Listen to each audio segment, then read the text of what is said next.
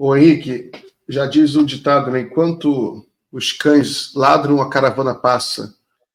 Enquanto a ultradireita brasileira e americana está nessa coisa ridícula, divulgando relatório, com decisão judicial no Brasil, tentando interferir na política brasileira, pior, né, na justiça brasileira, com um relatóriozinho lá no Congresso americano. O presidente Lula estava ontem em Bogotá discutindo a união da América Latina, coisas práticas para o Brasil, né?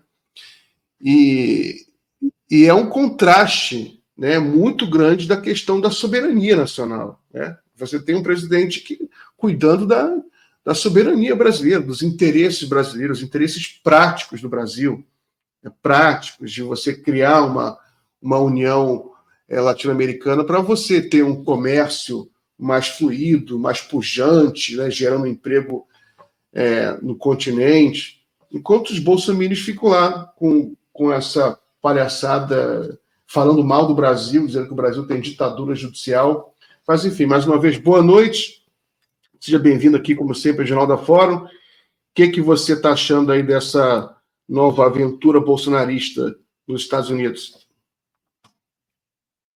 Ontem à noite, Miguel, eu com um grupo de amigos da época de universidade, né, de faculdade, nem todos da faculdade de jornalismo, alguns eram de outros cursos e tal, enfim, amigos formados na juventude, a gente conversava bastante sobre um sentimento, que é um sentimento que se aproxima muito de saudade, né? Quando a gente tem saudade, seja lá do que for, saudade de uma pessoa que já se foi, saudade de um período da vida, saudade da juventude, saudade, enfim, da faculdade, né? Enfim, daquilo que foi bom na nossa vida. E tem aquele papo que até o ministro Alexandre de Moraes brincou ontem lá no Senado, quando falou das redes sociais. Ele disse que nós éramos felizes e não sabíamos, né? E o pessoal, esses amigos, conversavam justamente sobre essa saudade, sobre essa coisa do éramos felizes e não sabíamos, de um ambiente político com naturalidade. Evidentemente, com opostos, né, com adversários às vezes até que jogavam baixo, mas era dentro de um ambiente, politicamente falando, sadio e dentro daquilo que a gente espera em democracias e em regimes políticos democráticos. E o que a gente vê hoje, você definiu bem, né? É uma palhaçada, eu chamaria isso de uma patuscada, né? É uma pataquada, uma palhaçada, em síntese, que é isso que nós estamos vendo, né? Você citou agora o presidente Lula em viagem oficial à Colômbia, em Bogotá, se reunindo com um chefe de Estado, que é um chefe de Estado ideologicamente alinhado a ele, mas ele poderia estar em visita a um outro país com um presidente não alinhado à centro-esquerda, mas enfim, tratando aí de soberania nacional, tratando de política externa. Quando volta ao Brasil, tem que lidar com os temas da política doméstica, tem que falar a respeito de saúde, de educação, de novos programas habitacionais, de questões relacionadas ao imposto de renda, faixa de incidência do imposto de renda, tudo isso. Enfim, alguém trabalhando na política. Pode ser criticado, deve ser criticado, inclusive, e nós vivemos isso algumas décadas depois da redemocratização brasileira, e é natural.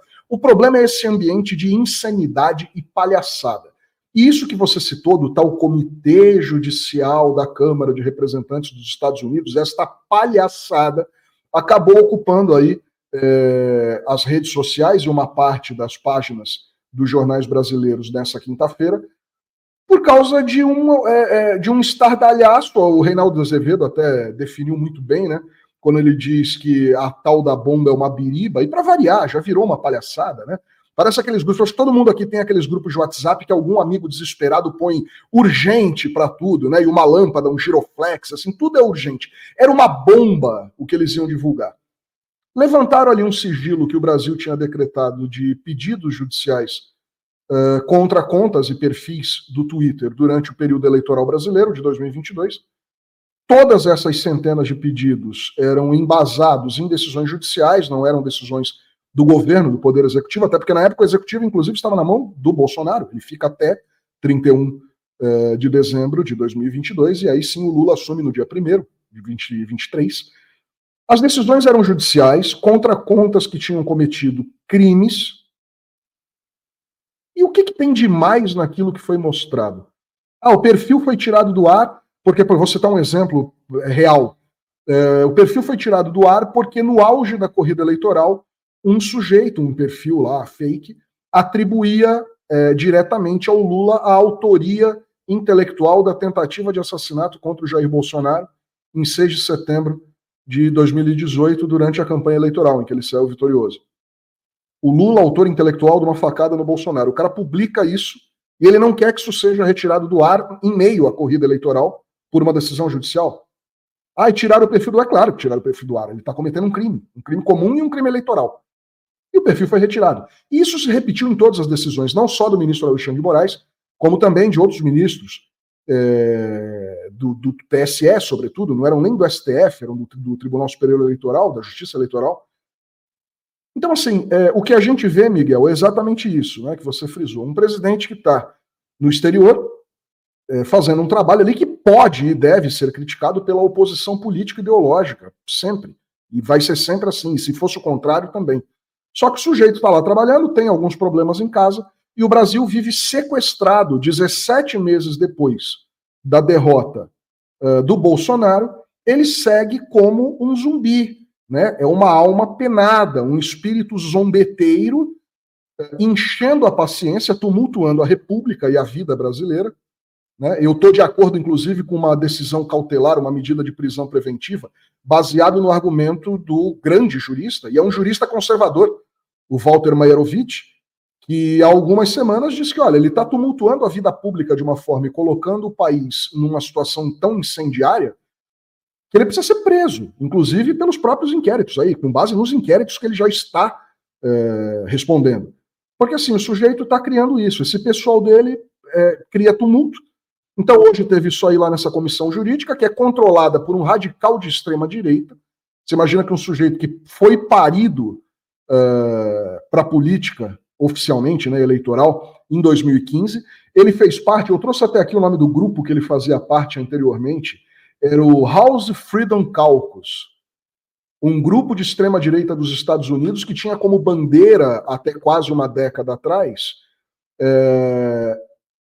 políticas públicas que impedissem qualquer gasto de 1 centavo de dólar que fosse em gastos sociais ou de saúde. O cara encabeçava um grupo que queria tirar todos os gastos de natureza social ou de natureza de saúde do governo americano para as pessoas. Olha o tipo do maluco, né? Olha o tipo do sujeito.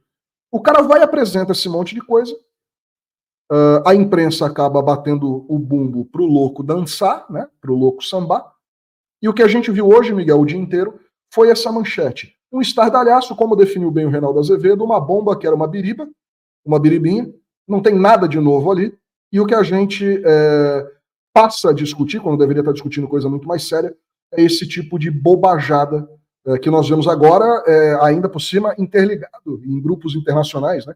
Gente dos Estados Unidos, extrema-direita dos Estados Unidos, aqui de Portugal, da Espanha, todo mundo aí se interligando para atacar, no caso dos Estados Unidos, com interesse claro eleitoral contra a reeleição do Joe Biden, né, em prol do Trump, e esse sujeito, inclusive presidente do Comitê Judicial, é um dos principais, se não o principal apoiador dele dentro da Câmara dos Representantes, que é a equivalência da Câmara dos Deputados lá. E aqui aí no Brasil também, a mesma coisa. Enfim, a gente está na mão dessa gente, Miguel.